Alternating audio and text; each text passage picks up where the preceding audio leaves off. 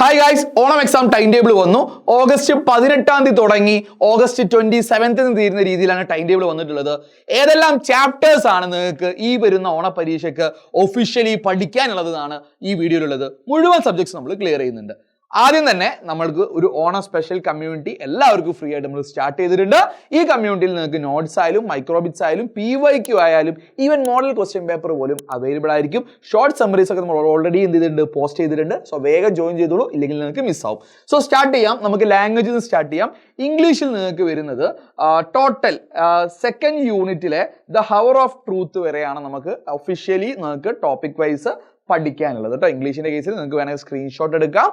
ഇനി അടുത്തത് മലയാളത്തിലോട്ട് പോവുകയാണെങ്കിൽ മലയാളത്തില് തനതിടം എന്ന് പറഞ്ഞ ഒരു യൂണിറ്റിലെ അതിനകത്ത് കേശിനി മൊഴി എന്ന് പറഞ്ഞ ആ ചാപ്റ്റർ മാത്രമേ ഉള്ളൂ. അതിനുശേഷം മറ്റ് ചാപ്റ്റേഴ്സ് ഉണ്ട്. അത് ഓണത്തിന്റെ ടോപ്പിക് അല്ല എന്നാണ് ഞാൻ ടീച്ചേഴ്സിനെ ചോദിച്ചപ്പോൾ അറിയാൻ കഴിഞ്ഞത്.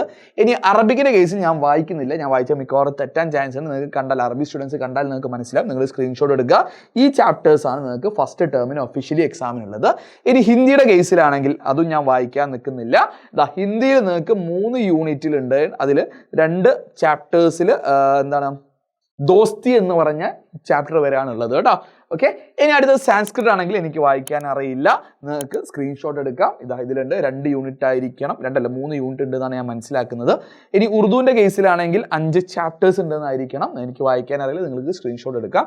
ഇനി മാത്സിന്റെ കേസിൽ നിങ്ങൾ പ്രത്യേകം ശ്രദ്ധിക്കുക. ഏറ്റവും കൂടുതൽ ചാപ്റ്റേഴ്സ് നിങ്ങൾക്ക് പഠിക്കാനുള്ളത് മാത്സ് ആണ്.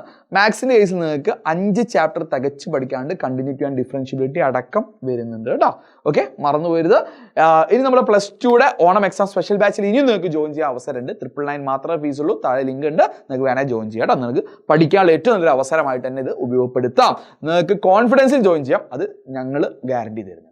ഓക്കെ, ഇനി സുവോളജിയുടെ കേസിൽ നിങ്ങൾക്ക് എന്തുണ്ട്, നിങ്ങൾക്ക് 3 ചാപ്റ്റേഴ്സ് ആണ് ടോട്ടലായിട്ട് എക്സാമിന് ഉണ്ടാവും കേട്ടോ. Principle of heredity and variation വരെ എന്തുണ്ട് എക്സാമിന് ഉണ്ടാവും. ബോട്ടണിയുടെ കേസിൽ 1.5 ചാപ്റ്റർ എന്നേ പറയാനുള്ളൂ. 2ാമത്തെ ചാപ്റ്ററായ ബയോടെക്നോളജി പ്രിൻസിപ്പിൾ ആൻഡ് പ്രോസസ്സിൽ മുഴുവൻ പഠിക്കാനില്ല. Up to 11.2.3 component host for transformation with recombinant DNA എന്ന് പറഞ്ഞ ടോപ്പിക് വരെ മാത്രമേ പഠിക്കാനുള്ളൂ. സോ ബേസിക്കലി ബോട്ടണിയിൽ 1.5യും സുവോളജിയിൽ 3 ടോട്ടൽ 4.5 പാഠം പഠിക്കാനുണ്ടെന്ന് വേണമെങ്കിൽ തത്വത്തിൽ പറയാം.